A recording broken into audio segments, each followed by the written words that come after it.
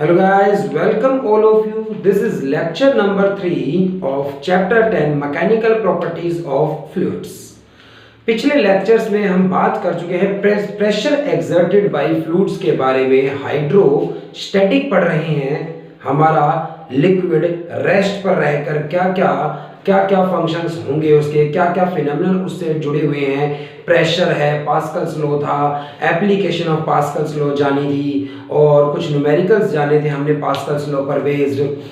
आगे आने वाले लेक्चर्स में हम हाइड्रोडायनामिक्स पढ़ेंगे, मतलब जब लिक्विड किस में होगा, मोशन में होगा, उसकी बात करेंगे। बट आज के लेक्चर में हाइड्रोस्टैटिक की ही बात करने वाले हैं। प्रेशर के बारे में हमने बातें पढ़ी थी कि लिक्विड किसी हाइट तक अगर भर दिया जाए तो प्रेशर एक्सर्ट करता है बेस पर। तो रो एच जी प्रेशर एक्सर्ट करता है, ये हम पढ़ चुके हैं पिछले लेक्चर्स में। और वैसे मैं आपको फिनोमेनन याद दिलाऊं तो प्रेशर एक्सर्टेड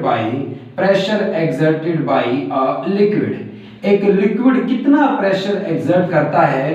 प्रीवियस लेक्चर में मैंने आपको बताया है कि मान लो इस तरह से सिलेंड्रिकल बॉडी है कोई, तो ये एक सिलेंड्रिकल बॉडी है इस तरह से, और इस सिलेंड्रिकल बॉडी का ये बेस है और इसके अंदर कुछ h हाइट तक अगर लिक्विड को भर दिया जाएगा, इसके अंदर इस तरह से कुछ h हाइट तक अगर लिक्विड एक भरा हुआ है इस तरह से, तो इस लिक्विड की डेंसिटी कितनी है रो, तो ये प्रेशर कितना लगाएगा बेस पर, रो डेंसिटी है, h हाइट है और g acceleration due to gravity है, रो एच जी। इतना प्रेशर ये लिक्विड इस बेस पर लगा रहा है। ऐसा लिक्विड के बारे में हम जानते हैं, हमने पिछले लेक्चर्स में समझा है कि लिक्विड प्रेशर एक्सर्ट करता है।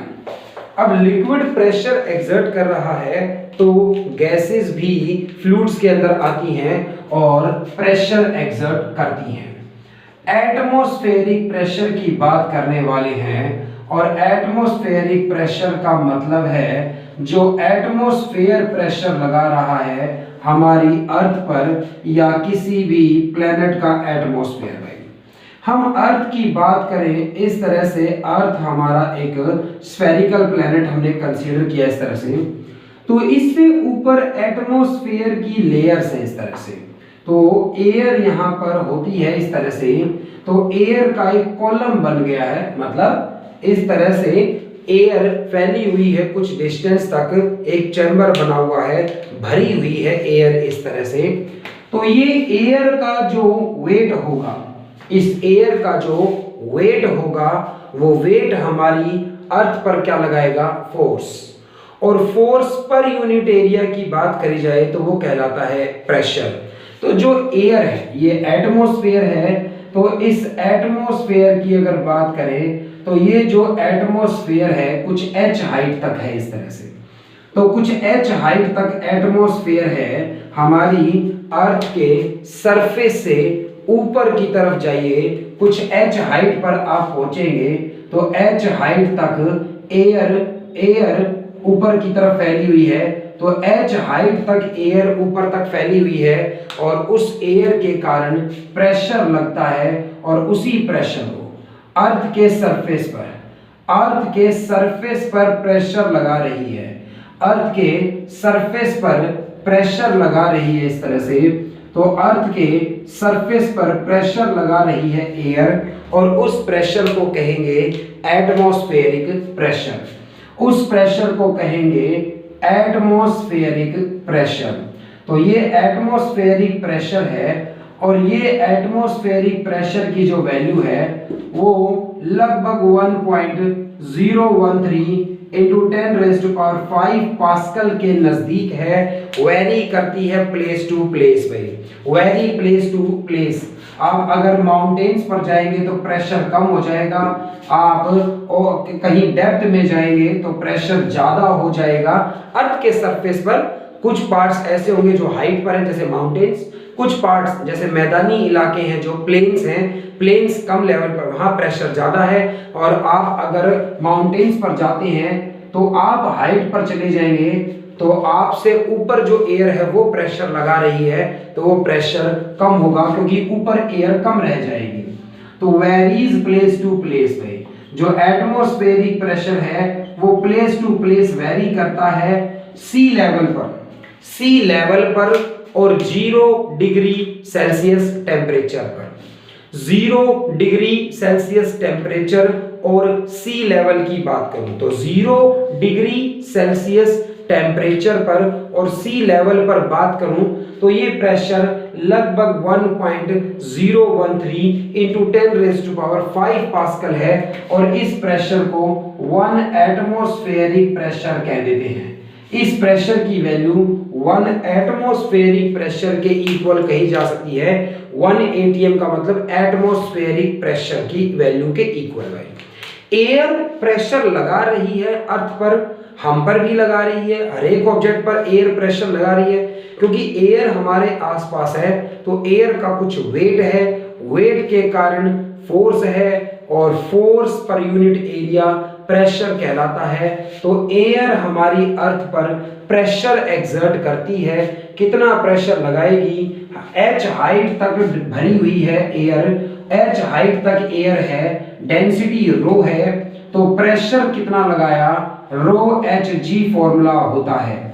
तो प्रेशर कितना लगाया? रो एच जी, एच हाइट तक एयर है यहाँ पर और एयर की डेंसिटी कुछ रो है, एवरेज डेंसिटी लेंगे क्योंकि ऊपर की एयर की डेंसिटी कम होती जाएगी। जी यहाँ पर एक्सेलरेशन ड्यू टू ग्रेविटी है और रो एच जी प्रेशर का फॉर्मूला होता है, हम जानते हैं अगर एच हाइट तक कोई फ्लूइड या कोई लिक्विड भरा हुआ है तो रो एच जी प्रेशर अप्लाई करता है। तो रो एच जी प्रेशर एयर लगाएगी अर्थ पर और ये प्रेशर की वैल्यू लगभग 1.013 इंटू 10⁵ पास्कल है और ये वेरी करती है प्लेस टू प्लेस। ये वैल्यू एवरेजली ये लिखी है मैंने कुछ प्लेस पर, मैंने बताया 0 डिग्री सेल्सियस टेम्परेचर पर और सी लेवल पर, समुद्र के लेवल पर बात करें पानी के सरफेस पर, वहां 1 एटमॉस्फेरिक प्रेशर है जिसकी वैल्यू पास्कल में 1.013 इंटू 10⁵ पास्कल लिखी जा सकती है। एटमॉस्फेरिक प्रेशर की अगर बात करी जाए तो एटमॉस्फेरिक प्रेशर कितना होगा किसी पॉइंट पर, धरती के किसी भी जगह पर अगर आप हैं और वहां एटमॉस्फेरिक प्रेशर की वैल्यू कितनी होगी, ये हम एक डिवाइस की मदद से मेजर कर सकते हैं। उस डिवाइस को मरकरी बैरोमीटर कहा जाता है। एक डिवाइस से प्रेशर को मेजर किया जा सकता है और उस डिवाइस का नाम है मरकरी बैरोमीटर। मरकरी बैरोमीटर एक डिवाइस है जिससे प्रेशर को मेजर किया जा सकता है, एटमॉस्फेरिक प्रेशर को। तो मरकरी बैरोमीटर से एटमॉस्फेरिक प्रेशर को मेजर किया जा सकता है। किस तरह से ये डिवाइस काम करेगा, कैसे न्यूमेरिकल्स इस पर हो सकते हैं, जानते हैं। भाई मरकरी की बात की जाए, अगर पहली बात मरकरी की बात अगर करी जाए, किसी भी अगर इस कंटेनर के अंदर, इस तरह के किसी कंटेनर के अंदर अगर मरकरी को डाला जाए, तो ये कोई ग्लास का कंटेनर है मान लो, तो ये ग्लास कंटेनर है और इस कंटेनर के अंदर अगर मरकरी को डाला जाए तो मरकरी इस तरह की शेप बना लेता है। मरकरी इस तरह की शेप बनाएगा। जबकि पानी की बात की जाए, अगर पानी की बात की जाती इस तरह से, तो पानी की अगर बात करी जाए तो पानी का जो सरफेस होता है वो ऐसा दिखाई पड़ता है। आपको ग्लास के अंदर ये ज्यादा ऑब्जर्व करने का मौका नहीं मिलेगा।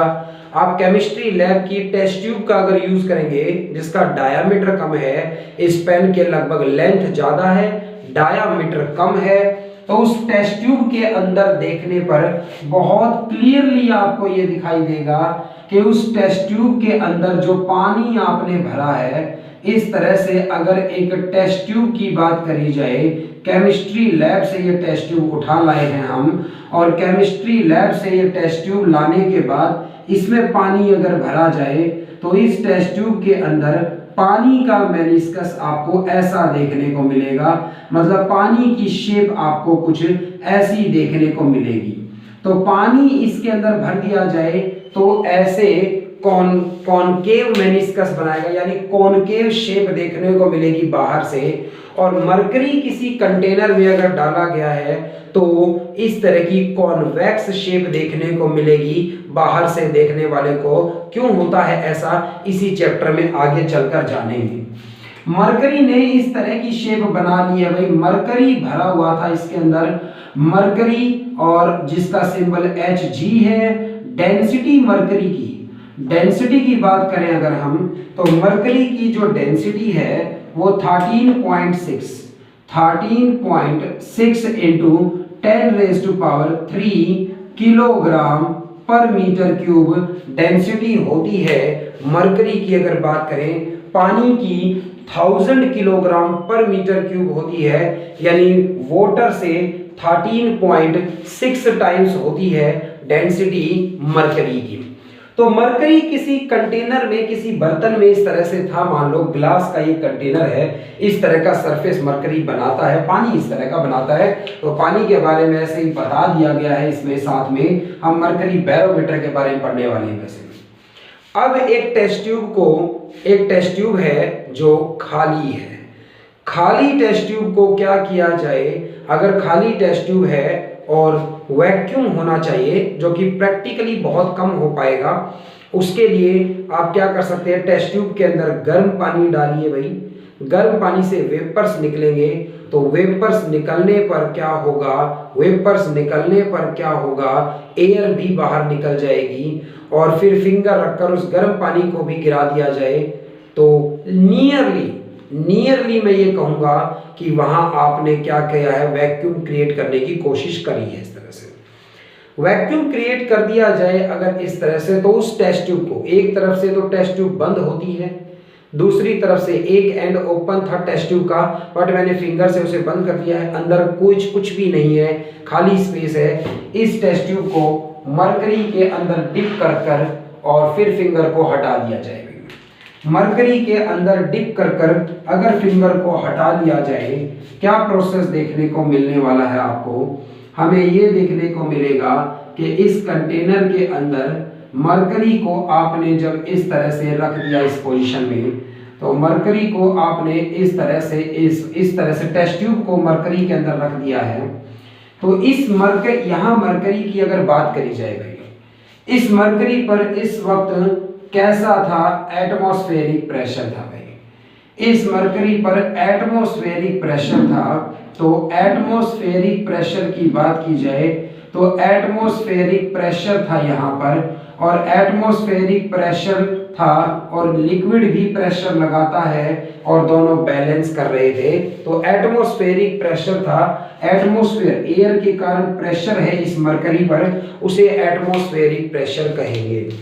उसके बाद जब इस तरह से इस टेस्ट ट्यूब को आपने इसके अंदर इस तरह से इन्वर्टेड पोजीशन में रखा, तो क्या देखने को मिला भाई आपको, तो इस तरह से मरकरी थी भाई, यहाँ पर ऐसा मेनिस्कस बनाया होगा, यहाँ भी इस तरह का मेनिस्कस मरकरी ने इस तरह की शेप बनाई है। तो यहाँ जब हमने इस तरह से टेस्ट ट्यूब को डाला है तो ये मरकरी थी, इसके अंदर इस तरह से मरकरी भरी हुई थी।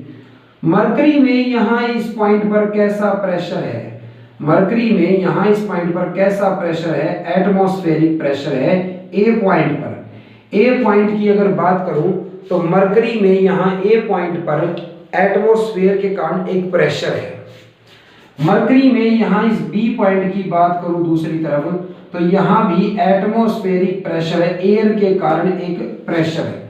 यहाँ ए से यहाँ बी से इस मरकरी को यहाँ पर इस पूरे पर एटमॉस्फेरिक प्रेशर था, तो मरकरी को नीचे भेजने की कोशिश है, बट और कहीं जा नहीं सकती है। लेकिन यहाँ पर बात करूं अगर मैं, तो ए पर और बी पॉइंट पर एटमॉस्फेरिक प्रेशर है जो मरकरी को नीचे पुश करना चाहता है। सी पॉइंट पर, यहाँ एक सी पॉइंट की बात करूं अगर इस तरह से, इसी हाइट पर भाई, जिस लेवल पर ए है बी है उसी लेवल पर कौन है, यहाँ पर सी पॉइंट है।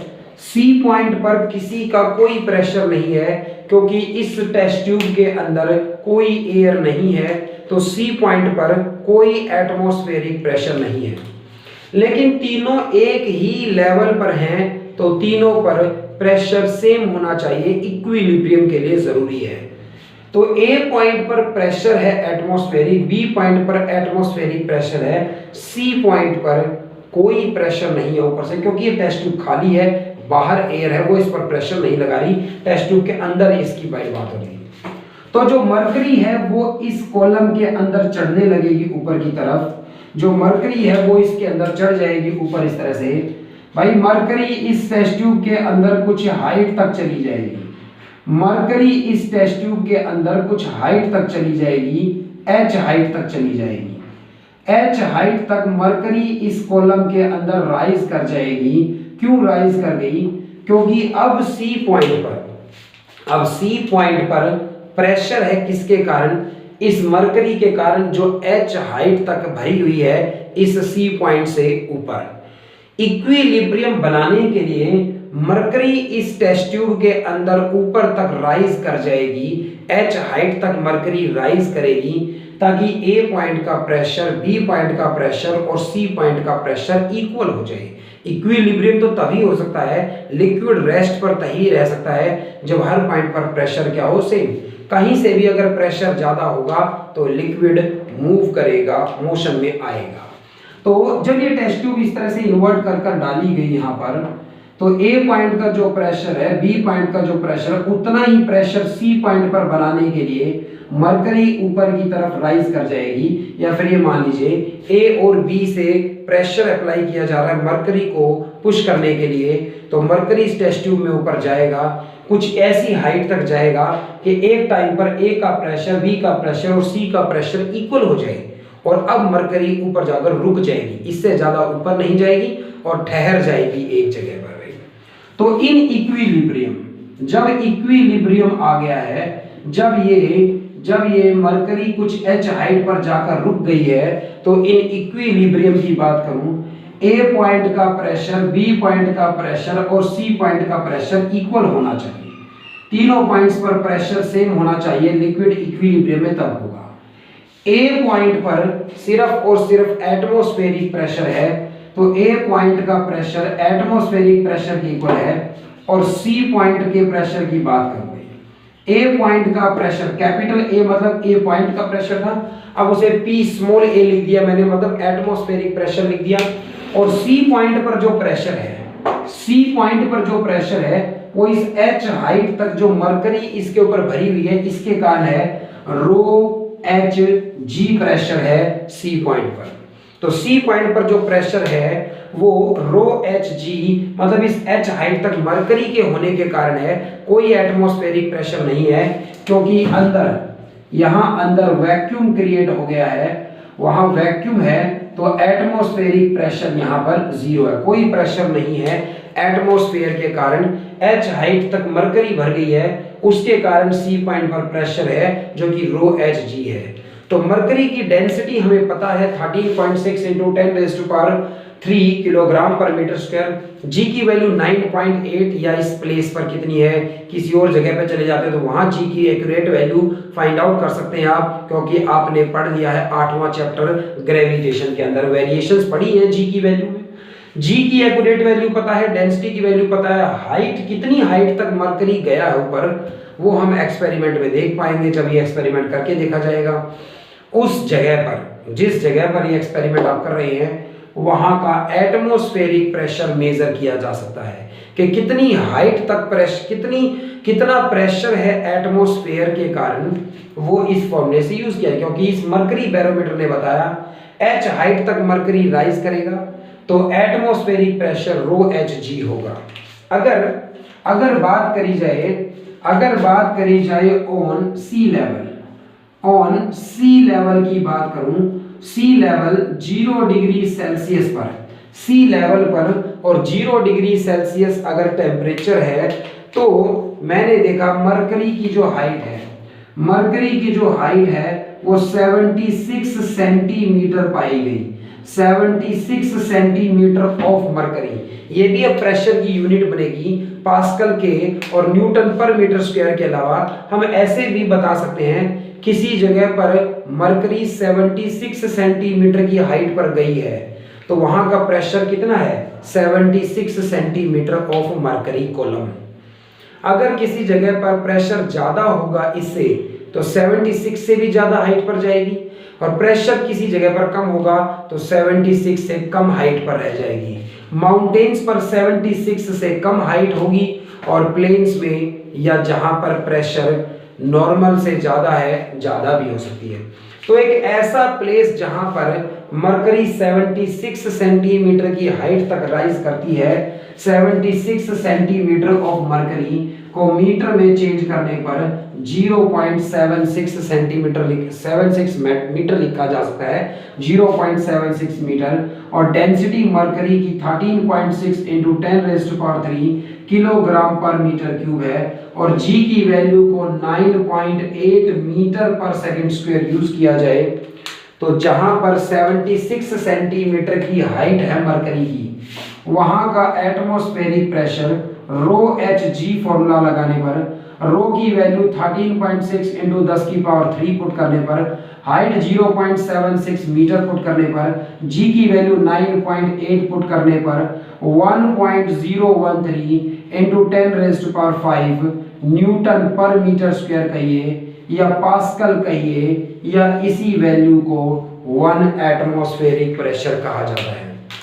किसी प्लेस पर मरकरी 76 सेंटीमीटर की हाइट तक अगर राइज करती है, उस जगह पर प्रेशर की वैल्यू 1.013, जिसे नियरली इक्वल टू 1 लिखा जा सकता है, 1.013 को 1 लिखा जा सकता है, इंटू 10⁵ पास्कल कहिए या न्यूटन पर मीटर स्क्वायर कहिए, इतना प्रेशर उस प्लेस पर होगा। और इसी वैल्यू को जहां 76 सेंटीमीटर की हाइट पर मरकरी जाता है, उस जगह के प्रेशर को 1 एटमॉस्फेरिक प्रेशर कहा जाता है।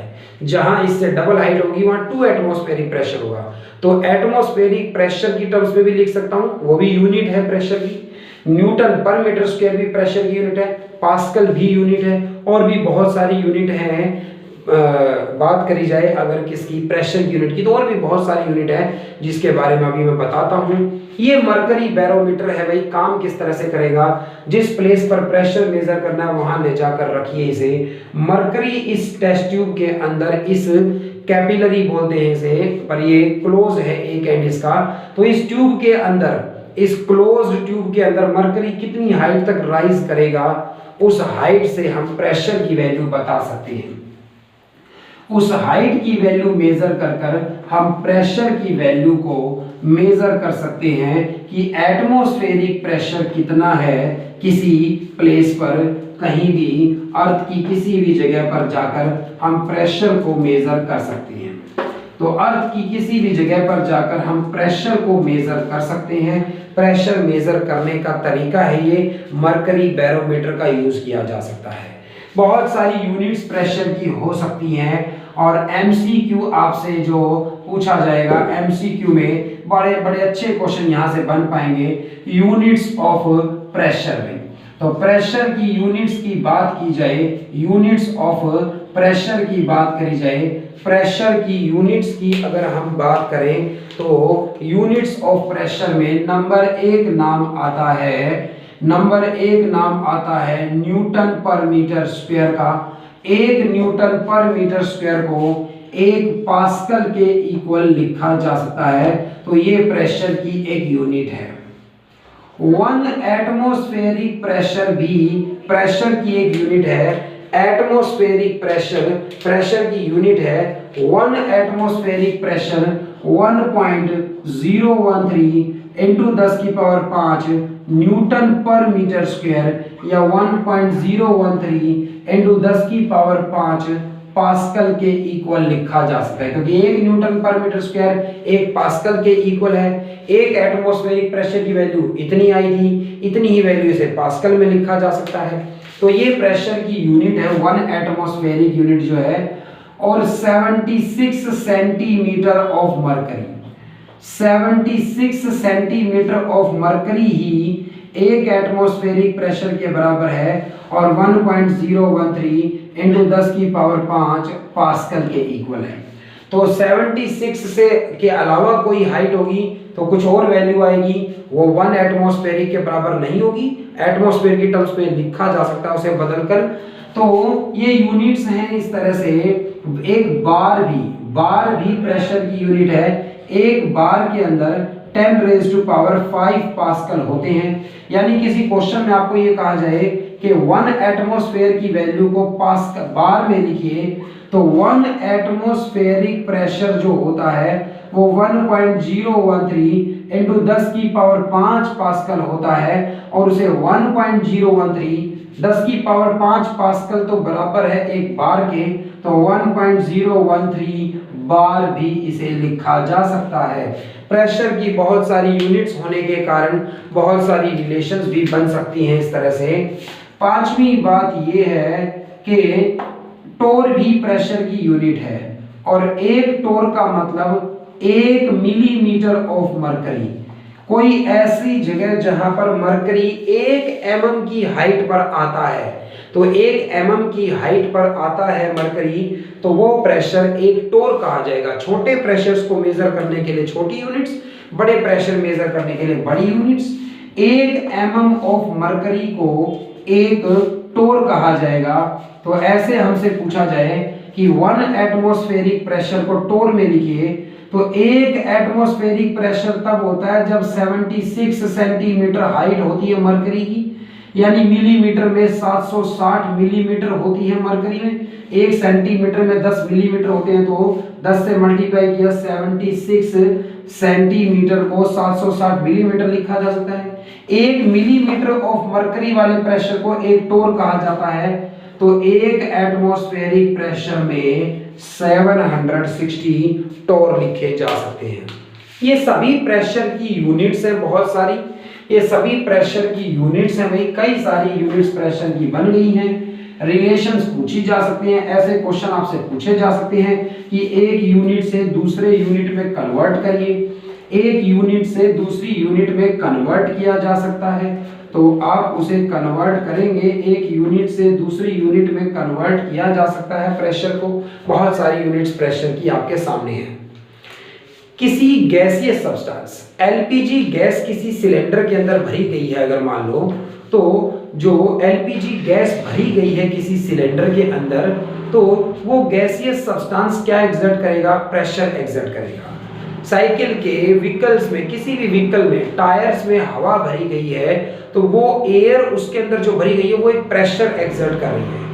एटमॉस्फेयर में जो एयर है वो एटमॉस्फेरिक प्रेशर कहलाता है। अब उस एयर को किसी बलून में भर दिया जाए, उस एयर को टायर के अंदर भर दिया जाए, तो उसके अंदर एयर कितना, यानी गैस कहेंगे एयर को, वो गैस कितना प्रेशर एग्जर्ट कर रही है उसे मेजर कैसे किया जा सकता है? तो इसे कहेंगे मैनोमीटर में, open tube manometer. Mercury barometer है एटमॉस्फेरिक प्रेशर को मेजर करने के लिए, और ओपन ट्यूब मैनोमीटर है, ओपन ट्यूब मैनोमीटर है हमारे पास। तो ओपन ट्यूब मैनोमीटर का यूज किया जा सकता है क्या करने के लिए? Pressure exerted by a gas, pressure exerted by a gas, किसी गैसीय सब्सटेंस द्वारा एक्सर्ट किया गया प्रेशर ओपन ट्यूब मैनोमीटर से मेजर किया जा सकता है। इसे मेजर करने के लिए आपको जरूरत है कि कोई ऐसा हमारे पास एक ये चेंबर है जिसके अंदर हमने एयर को या गैसीय सब्सटेंस को भरा है इसके अंदर। तो इसके अंदर अगर गैसीय सब्सटेंस को भरा जाएगा तो गैस के जो पार्टिकल्स होते हैं उनके बीच में अट्रैक्शन ना के बराबर होती है, वो मॉलिक्यूल्स एक दूसरे से दूर भागते हैं, इसीलिए दूर भाग रहे हैं, वॉल्यूम को एक्सपेंड करना चाहते हैं और इसीलिए वो प्रेशर एक्सर्ट करते हैं। तो इसीलिए गैसीय सब्सटेंस प्रेशर एक्सर्ट करता है। तो इसके अंदर जो गैसीय सब्सटेंस है वो बाहर आना चाहता है इससे, तो यहां से बाहर आना चाहता है, प्रेशर एक्सर्ट करता है इस तरह से। भाई इस वेसल को, ये जो वेसल है, इस वेसल को क्या किया, इस वेसल को मैंने एक पाइप से कनेक्ट किया है और वो इस तरह से यू शेप में रहेगा, वो इस तरह से यू शेप में रहेगा। तो इस तरह की यू शेप से मैंने इसे क्या किया है, कनेक्ट किया है। अब स्टार्टिंग में ये बात समझिए यहाँ पर कि अगर एक यू शेप का पाइप आपके पास होता इस तरह से, एक इस तरह के यू शेप के पाइप की बात करी जाए और इस तरह के एक पाइप के अंदर, इस तरह के एक पाइप के अंदर अगर हम कोई लिक्विड भर देते हैं इस तरह से, मान लो ये लिक्विड इसके अंदर भर दिया जाए तो लिक्विड की हाइट दोनों तरफ क्या रहेगी, सेम रहेगी। अगर कोई लिक्विड इसके अंदर भर दिया जाता तो इस तरह से जो लिक्विड आपने इसके अंदर भरा है वो लिक्विड इसमें दोनों तरफ हाइट उसकी क्या रहेगी, सेम रहेगी। ऐसा क्यों? क्योंकि यहां से ये ओपन है, यहां से एटमॉस्फेरिक प्रेशर है, यहां से ये ओपन है, यहां से भी एटमॉस्फेरिक प्रेशर है, दोनों तरफ से एटमॉस्फेरिक प्रेशर लग रहा है, दोनों तरफ से प्रेशर क्योंकि सेम है, सॉरी, दोनों तरफ से प्रेशर क्योंकि सेम है और प्रेशर सेम होने के कारण लिक्विड की हाइट दोनों तरफ सेम है।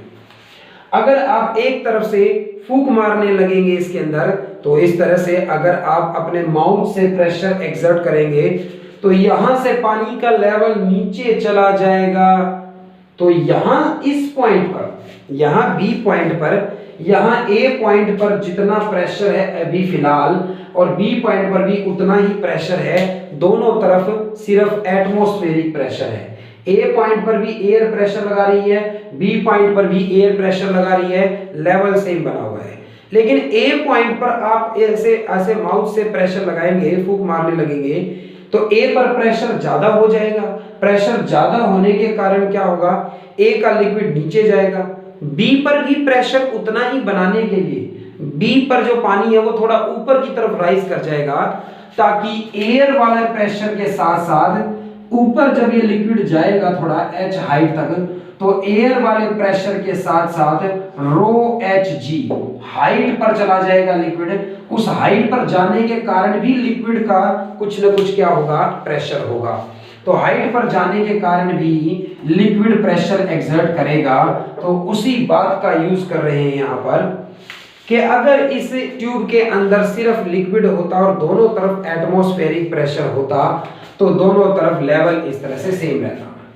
लेकिन इस ट्यूब के एक एंड को मैंने कहां पर कनेक्ट कर दिया है, एक एंड को मैंने किसी बलून के साथ जोड़ दिया है, उसके अंदर एयर भरी हुई है, वो एयर इस पर प्रेशर एक्सर्ट करेगी तो लिक्विड का जो लेवल है वो लेवल लिक्विड का इस ए पॉइंट पर दूसरी तरफ जो बी पॉइंट है इससे थोड़ा ऊपर चला जाएगा, किसी सी पॉइंट पर चला गया इस तरह से। तो अगर एक डॉटेड लाइन बनाई जाए इस तरह से कि इस चैम्बर के अंदर क्या भरी हुई है, गैस, उसी वही गैसियस सब्सटेंस यहाँ पर है, यहाँ पर भी गैसियस सब्सटेंस है और यहाँ पर भी गैस सब्सटेंस है, यहाँ पर लिक्विड है ये इस तरह से। तो यहाँ ये जो लिक्विड है इस तरह से, ये लिक्विड कुछ हाइट पर चला जाएगा इस केस में, क्योंकि ए की बात करूं तो ये जो ए पॉइंट है और ये जो बी पॉइंट है अगर ये सेम लेवल पर है तो इन दोनों पर प्रेशर होना चाहिए सेम। इन दोनों पर प्रेशर सेम कैसे होगा, यहां से तो गैस ने कुछ प्रेशर एक्सर्ट किया इस तरह से ए पॉइंट पर, बी पॉइंट पर एच हाइट तक ये लिक्विड राइज कर गया, एच हाइट के कारण भी प्रेशर है और एच हाइट के साथ साथ यहां ये ओपन है तो इस पॉइंट पर एटमॉस्फेरिक प्रेशर भी है, ओपन है तो इस पॉइंट पर यहां सी पॉइंट पर एटमॉस्फेरिक प्रेशर है। इस एच हाइट तक लिक्विड भरने के कारण ये प्रेशर भी ऐड हो गया। बी पॉइंट पर टोटल प्रेशर कितना हो गया, एटमॉस्फेरिक प्रेशर और प्लस एच हाइट तक ये लिक्विड है इसका प्रेशर, तब जाकर वो प्रेशर ए पॉइंट पर जो प्रेशर गैस ने लगाया है उसके इक्वल हो पाया। तो कितना प्रेशर इस गैस ने एक्सर्ट किया है ये फाइंड आउट करना है हमें, और ये ओपन ट्यूब मैनोमीटर बड़ी अच्छे से बता देगा किस तरह से इक्विलिब्रियम में जो प्रेशर ए का है वही प्रेशर किसका होना चाहिए, बी का, क्योंकि लेवल सेम है, सेम लेवल पर जो पॉइंट्स हैं उन पर सेम प्रेशर होना चाहिए इक्विलिब्रियम में। ए पॉइंट पर तो यहां से जो गैसियस सब्सटेंस है वो प्रेशर एक्सर्ट कर रहा है, तो गैस कितना प्रेशर लगा रही है, ए पॉइंट पर गैसियस प्रेशर है तो गैस ने कितना प्रेशर लगाया है वो मेजर कर पाएंगे। बी पॉइंट पर जो है, बी पॉइंट पर ऊपर से एटमॉस्फेरिक प्रेशर भी है और प्लस एच हाइट तक ये जो लिक्विड भरा है इसके कारण रो एच जी ये एडिशनल प्रेशर भी हो गया है। तब जाकर बी का प्रेशर इसके बराबर हो पाया। जहां पर आप मेजरमेंट कर रहे हैं वहां एटमॉस्फेरिक प्रेशर आपने मरकरी बैरोमीटर से पहले ही मेजर कर लिया होगा, और कितनी हाइट तक ये लिक्विड गया है, इसकी डेंसिटी कितनी है, जी की वैल्यू कितनी है यहाँ ये भी आपको पता है। इन वैल्यूज के साथ गैस ने कितना प्रेशर एक्सर्ट किया है वो आंसर आप mercury barometer open tube manometer से आप बता पाएंगे। तो pressure exerted by a gas measure करने के लिए कितना प्रेशर गैसियस सब्सटेंस लगा रहा है ये जानने के लिए हमने इस डिवाइस का यूज किया है, ओपन ट्यूब मैनोमीटर का यूज किया है। एटमॉस्फेरिक प्रेशर के लिए हम मरकरी बैरोमीटर का यूज कर रहे हैं, तो ये यूज कर रहे हैं इस तरह से। अब प्रेशर की बात आती है, एटमॉस्फेरिक प्रेशर होता है, एटमॉस्फेयर ने प्रेशर लगाया है तो एटमॉस्फेरिक प्रेशर होता है। टोटल प्रेशर कितना लग रहा है उसे एब्सोल्यूट प्रेशर कहते हैं, और इन दोनों के डिफरेंस को किसी पॉइंट पर गोज प्रेशर कहा जाता है। तो इन दोनों के डिफरेंस को किसी पॉइंट पर क्या कहा जाता है, गोज प्रेशर कहा जाता है। मान लीजिए आप सी लेवल पर है भाई, तो ब्लू कलर दिखाई देना चाहिए भाई, समुद्र का पानी नीला होता है, और भाई ये नीले रंग से मैंने दिखाया कि ये सी लेवल है मान लो। तो ये सी लेवल है इस तरह से, और सी लेवल से थोड़ा सा गहराई में चले जाइए आप भाई, तो कुछ डेप्थ में अगर आप चले जाते हैं तो इस तरह से यहाँ किसी पॉइंट की बात करते हैं, इस तरह से यहाँ किसी पॉइंट की बात करते हैं इस तरह से।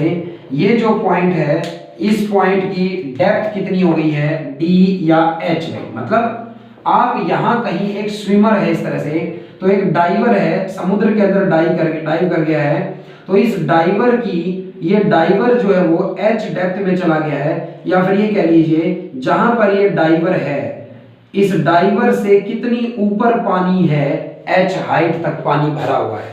जहां पर एक डाइवर पानी के अंदर है उससे ऊपर एच हाइट तक पानी है, सी लेवल से एच डेप्थ में चला गया है, और ऊपर से एटमॉस्फेरिक प्रेशर भी है भाई, एयर भी प्रेशर लगा रही है, ऊपर से एयर भी प्रेशर लगा रही है, एटमॉस्फेरिक प्रेशर भी लग रहा है, और ये एच हाइट का लिक्विड भी प्रेशर लगाएगा यहाँ पर।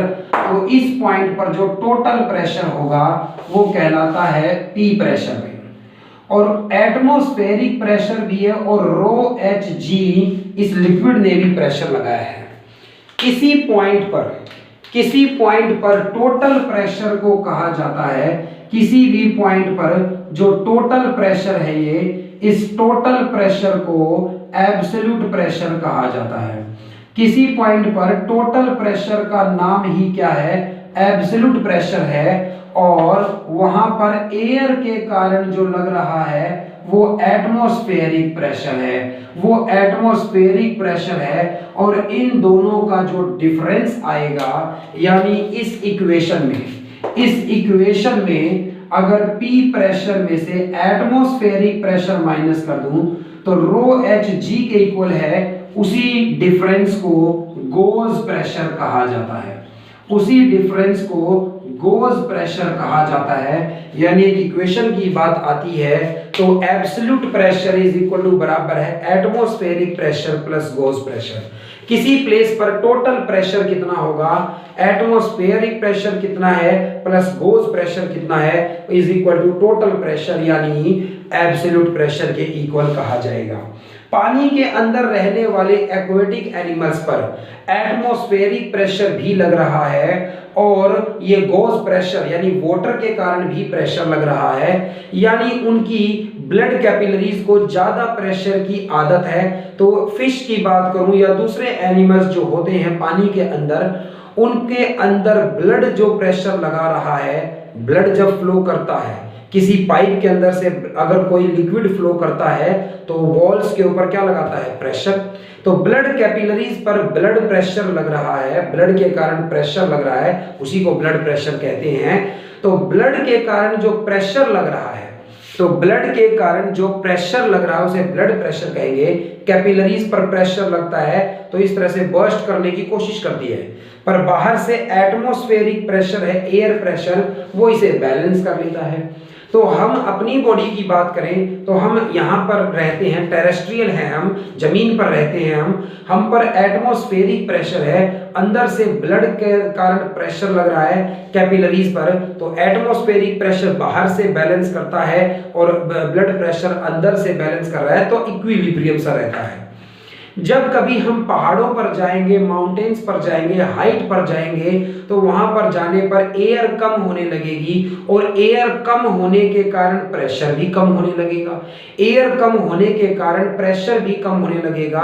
तो इसीलिए हमें माउंटेन्स पर जाने पर नोज ब्लीडिंग, ईयर ब्लीडिंग हो जाती है, क्योंकि नोज और ईयर्स की जो कैपिलरीज हैं वो सबसे वीक होती हैं। अंदर से ब्लड प्रेशर लग रहा था, बाहर एटमॉस्फेरिक प्रेशर कम हो गया हाइट पर जाने से, और इसलिए अंदर का प्रेशर ज्यादा होने से कैपिलरी फट जाती हैं, बर्स्ट कर जाती हैं, इसीलिए नोज ब्लीडिंग या ईयर ब्लीडिंग हो जाती है इस तरह से। या बहुत ज्यादा गर्मी में खेलने पर, स्कूल में अक्सर बच्चे जब खेलते हैं तो नोज ब्लीडिंग हो जाती है उन्हें, क्योंकि बहुत ज्यादा गर्मी होने पर एयर हॉट हो जाती है और उसकी डेंसिटी कम हो जाती है, एयर ऊपर की तरफ राइज कर जाती है, हमारे आसपास हवा कम हो जाती है, डेंसिटी उसकी कम हो गई है, तो रो एच जी प्रेशर जो एग्जर्ट कर रही थी, एटमॉस्फेरिक प्रेशर डिक्रीज हो जाता है, और एटमॉस्फेरिक प्रेशर डिक्रीज होने के कारण, एटमॉस्फेरिक प्रेशर डिक्रीज होने के कारण हमारी अंदर से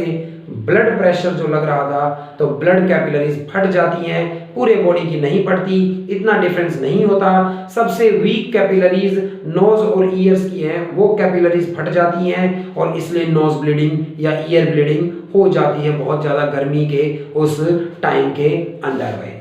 जब हम फिश को बाहर निकाल लेते हैं ना भाई, फिश को एटमॉस्फेरिक प्रेशर और प्लस इस वाटर का प्रेशर, यानी ज्यादा प्रेशर में रहने की आदत थी और उसकी बॉडी इसी तरह से, यही उसका ब्लड प्रेशर बना हुआ था इसी के अकॉर्डिंग।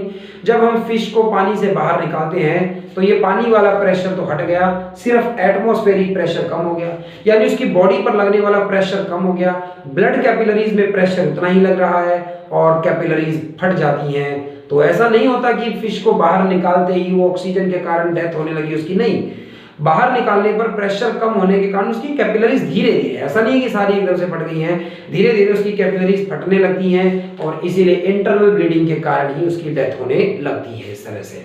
बाद में एयर की जो अमाउंट कम होगी, मतलब उसे डिसॉल्व्ड ऑक्सीजन लेने की आदत थी, उसका अलग तरीके का रेस्पिरेटरी सिस्टम था और इसीलिए भी बाद में उसको प्रॉब्लम्स होने लगेंगी। लेकिन मेन बात थी प्रेशर की, प्रेशर का ये इम्पैक्ट देखने को मिलता है हमें माउंटेन्स पर बहुत ज़्यादा गर्मी में, या फिश के केस में प्रेशर की अगर हम इस तरह से बात करेंगे।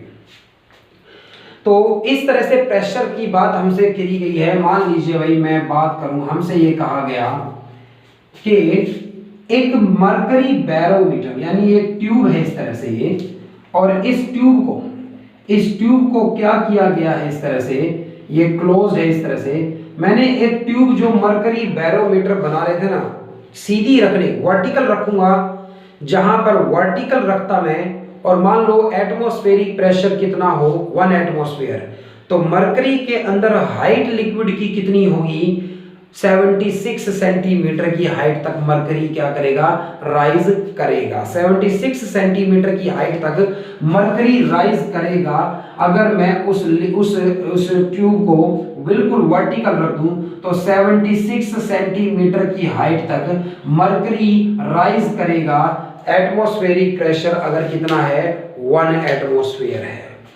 लेकिन अगर इसको थोड़ा सा टिल्टेड किया जाए, स्लांटेड किया जाए इसे, तो हाइट पर डिपेंड करता है प्रेशर, सिर्फ हाइट कितनी है लिक्विड की। तो आपसे पूछा गया what will be the length of the mercury column, इसकी लेंथ कितनी होनी चाहिए, यानी लिक्विड कितनी लेंथ तक जाएगा। मान लो लिक्विड यहां तक है, मरकरी यहां तक आई है इसके अंदर, तो पूछता है कि भाई कम से कम कितनी लेंथ होनी चाहिए इसकी। भाई जितनी हाइट तक मरकरी राइज का, मान लो इस सीधी ट्यूब के अंदर मरकरी 76 सेंटीमीटर की हाइट पर जाना चाहता है, तो इससे कम हाइट की ट्यूब नहीं होनी चाहिए, नहीं तो मरकरी गिर जाएगा। तो इसीलिए कि भाई कहता है लेंथ कितनी होनी चाहिए, जितनी लेंथ तक लिक्विड जाना चाहता है, जितनी हाइट तक लिक्विड जाना चाहता है, उतनी तो लेंथ होनी चाहिए। कहता है इसकी लेंथ कितनी होनी चाहिए, अगर ये मैंने 60 डिग्री के एंगल पर रख दी है और प्रेशर यहां पर एटमॉस्फेरिक प्रेशर कितना है 75, एटमॉस्फेरिक प्रेशर कितना है यहां पर, atmospheric pressure 75 centimetre, atmospheric pressure जो है ना इस प्लेस पर कितना है 75 सेंटीमीटर ऑफ मरकरी है, 75 सेंटीमीटर ऑफ मरकरी है। ध्यान से सुनिएगा क्वेश्चन को। मैंने क्या किया है, मरकरी बैरोमीटर के अंदर वो जो ट्यूब थी ना, उस ट्यूब को वर्टिकल ना रखकर मैंने इस तरह से टेढ़ा कर दिया है कि हॉरिजॉन्टल के साथ 60 डिग्री का एंगल है। तो इस ट्यूब की लेंथ, मिनिमम लेंथ कितनी होनी चाहिए, अगर यहाँ प्रेशर की वैल्यू कितनी है कि भाई 75 सेंटीमीटर, यानी वर्टिकल ट्यूब अगर रखी जाती तो इसमें मरकरी कितनी हाइट पर जाना चाहता था, 75 सेंटीमीटर की हाइट पर मरकरी जाना चाहता था। लेकिन अब मैंने इसे स्लांट कर दिया, अभी कोई दिक्कत नहीं, स्लांट कर दिया अगर इस तरह से, इसमें इस तरह इतनी हाइट तक, मतलब इतनी लेंथ तक मरकरी राइज करेगा, इस तरह से टिल्टेड रख दूं अगर इसे, तो मरकरी इसके अंदर भी जाएगा और ऐसे इतनी लेंथ तक जाएगा कि यहां L लेंथ तक जाने के बाद इसकी जो हाइट, वर्टिकल हाइट होनी चाहिए, वो वर्टिकल हाइट जो है वो 76 सेंटीमीटर ऑफ मरकरी होनी जरूरी है, 75 सॉरी। यहाँ का प्रेशर कितना है कि मरकरी 75 की हाइट तक जाना चाहता है। भाई प्रेशर सिर्फ वर्टिकल हाइट पर डिपेंड करता है।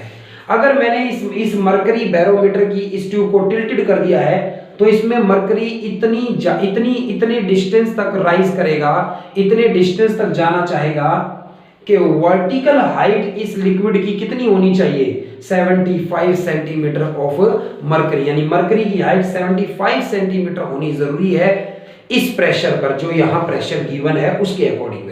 1 एटमॉस्फेरिक प्रेशर होता तो ये हाइट 76 सेंटीमीटर होना चाहिए, यानी इस लिक्विड को और ज्यादा आगे तक राइज करना पड़ेगा। तो इससे इसकी लेंथ पूछी गई है, इस ट्यूब की लेंथ मिनिमम कितनी हो कि अगर प्रेशर 75 सेंटीमीटर ऑफ मरकरी है यहां पर, तो हमारा आंसर ये होगा कि एक ऐसी जगह जहां पर प्रेशर 75 सेंटीमीटर ऑफ मरकरी है, वर्टिकल हाइट 75 सेंटीमीटर होना चाहती है, तो उसके लिए ये राइट एंगल ट्रायंगल बन गया। ये हाइपोटेन्यूज कितना हो मुझे ये बताना है, और साइन का फॉर्मूला लगाया जा सकता है। साइन का फॉर्मूला लगाया जा सकता है कि साइन 60 डिग्री के एंगल पर ये रखी है ट्यूब मैंने, हाइट 75 सेंटीमीटर जाना चाहती है, परपेंडिकुलर 75 होना चाहता है, तो ये हाइपोटेन्यूज कितना होना जरूरी है, तो L is equal to sine 60 divide में आएगा 75 के डिवाइड में साइन 60 का मतलब है साइन 60 पर √3/2 होता है, 2 पर जाने पर 150 सेंटीमीटर और डिवाइडेड बाई √3, तो √3 की वैल्यू पुट कर देंगे हम, √3 से ऊपर मल्टीप्लाई कर दो या फिर √3 से नीचे मल्टीप्लाई करो 3 हो जाएगा, 3 5 50 √3, और √3 की वैल्यू 1.731 से मल्टीप्लाई करने के बाद सेंटीमीटर में आपको हाइट मिलेगी इसकी, कि कितनी लेंथ मिलेगी, मतलब कि इसकी लेंथ होनी जरूरी है, इतनी लेंथ होनी जरूरी है इसकी, तब जाकर क्या हो पाएगा ये प्रेशर मेजर कर सकते हैं। इससे कम लेंथ अगर इसकी होगी तो मरकरी जो यहाँ पर और ऊपर जाना चाहेगा, क्योंकि उसे लेंथ 75 चाहिए, तो इससे कम लेंथ इसकी नहीं होनी चाहिए, नहीं तो ये प्रेशर मेजर नहीं कर पाएगी। तो गाइस ये प्रेशर मेजर करने की बात है, और इस लेक्चर तक हम प्रेशर मेजर करने की बात जानेंगे यहाँ पर। तो हमने लगभग बस एक बायन्स फोर्स और आर्किमिडीज प्रिंसिपल को अगले लेक्चर में बात करूंगा मैं उसकी। यहाँ तक हमने प्रॉपर्टीज पढ़ी है लिक्विड्स एट रेस्ट की। Thanks guys.